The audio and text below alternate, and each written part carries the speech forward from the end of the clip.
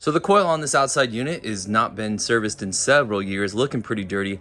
We're gonna try out a new product. Now you could do this with soap and water, and it works pretty good, but I've been wanting to use this New Bright, so we'll check it out and we'll see what it does. So it says right there, condenser coil cleaner. It does have some safety and precautions on here, so make sure you read the instructions carefully. Well ventilated, asking for some gloves, eye protection, appropriate clothing. It's important that we understand too that you have two coils with your air conditioning system. You have an indoor unit and an outdoor unit. This one makes it very clear this is for the outdoor evaporative coils only. So the main reason we want to keep this outside unit as clean as possible is that the cleaner those fins are, or the coil is, then it will do a better job of dissipating the heat. What that means in the house is that it will cool your house better and more efficiently. It will cost you less money to cool your house. Okay, let's do step one first, which is make sure we turn off the power to this system. So what I'm gonna do is turn off the power to the furnace on the inside of the house, and I'm also gonna turn off the power to this outside part. The reason we turn off the inside part is that our thermostat is sending a signal down to this condensing unit when it's calling for cool. So we just wanna make absolutely sure that we're not gonna get any of these electronics or any of the wires wet that could possibly have electricity going through them. So I'll come out to my electrical box. I can see that my air conditioning is 1 and 2. Also my FAU is 14. FAU is that indoor blower or furnace. So let's turn off 14. Let's turn off 1 and 2. And then just out of redundancy to make sure that we're safe, I'm also gonna go to this disconnect. I'm gonna open this one up. Now this is where you might want to make sure that you know what you're doing here. This should not have power going to it because we've turned it off at the breaker. And we'll pull out this disconnect anyway, just to kind of make sure that we're being as safe as we possibly can. And then we'll close that up.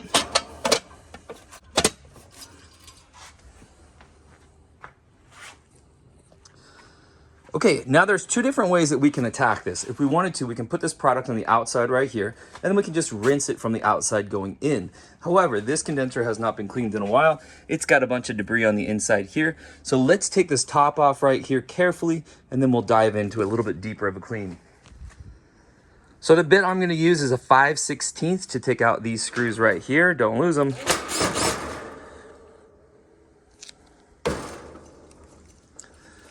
For heating and air conditioning systems, most of the screws related to these units are either going to be 1/4 inch or 5/16. They do sell some 6-in-1s that have both of those two sizes that you'll see a lot of the HVAC guys use. I'll put links down in the description to both this coil cleaner and this bit right here, and also a 6-in-1 that's a pretty handy one if you're going to try to take on this job. All right, I'm going to get these and I'm going to put them in a safe spot. Now this top fan piece is all gonna pull off. And I wanna notice, here's my wires right here. I wanna carefully pull this to the side, but I also wanna be very aware that I don't wanna put too much strain on these wires.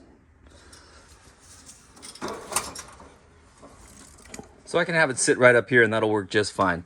Now we can access this inside part. I'll get a little vacuum and we'll clean up this inside. This is a nice, small, portable, but powerful wet dry vac if you're shopping for one. Again, I'll put this down in the description as well. This one works pretty well and fits on the truck, really nice and easy.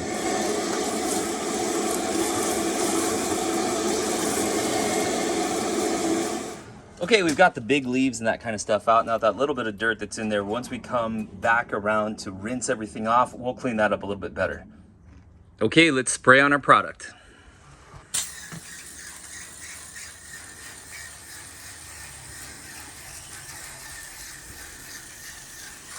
This is gonna foam up, so it's gonna kind of get in those little nooks and crannies and then foam up.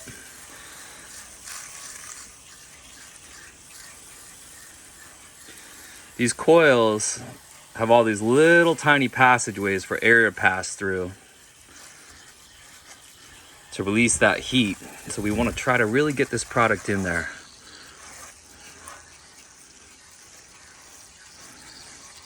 Ooh, look at that foaming up.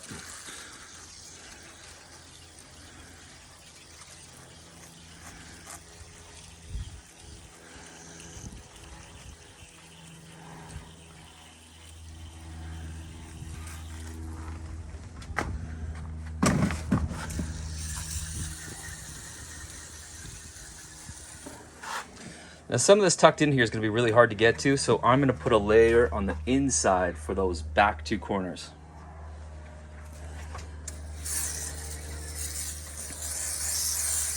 Looking good. We'll give it 10 minutes and come back. Okay, it's been about 10 minutes, so let's dive in and take a look. All right, so here it is foaming up. It looks pretty good. I have to say, if I did it again, next time I use this product, I would try to be a little bit more even with it. And also, I feel like I kind of ran out of the product and had to go a little bit thinner than I wanted to, especially like on the inside here. So it does look like it's working pretty well. And the reason I say that is that it kind of went on white and now it looks pretty kind of tannish with dirt coming out. So let's go ahead and rinse this off and then we'll take a look at the final product. When we're rinsing this off, the water needs to be very, very low. These little fins are very fragile. So much pressure here, we start bending them up, and when we bend them up, now our unit's not gonna work as well as it should. All right, here we go. If you have a little sprayer end that go on the hose, that can work pretty well too. Otherwise, just turn it way down like this. Take your time, take your time.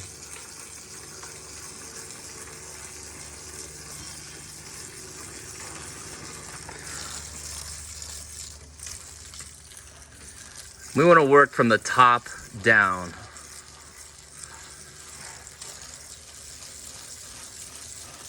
Let's see some of that grossness coming off there.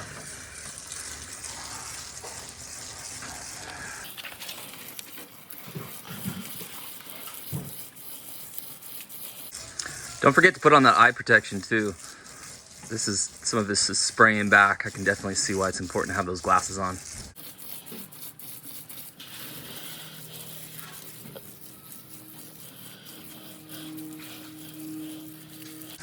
Wow, I know it's still wet, but this looks so much cleaner.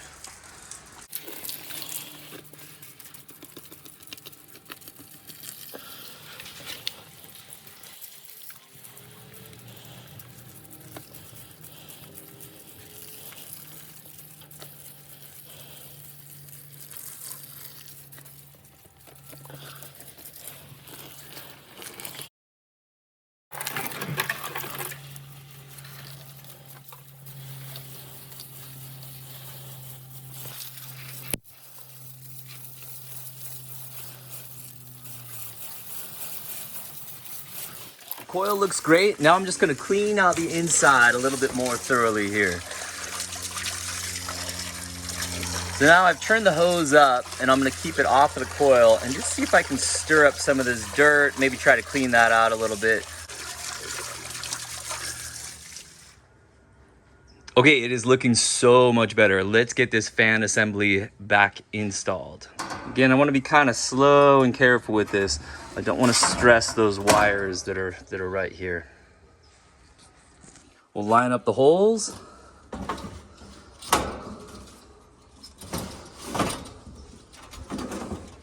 There we go. Put in our screws.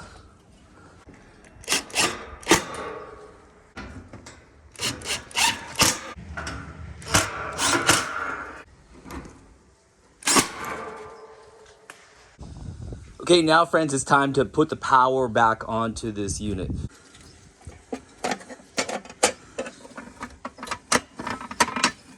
Now again, as a homeowner, if you're not sure on how these disconnects work, I would call a pro.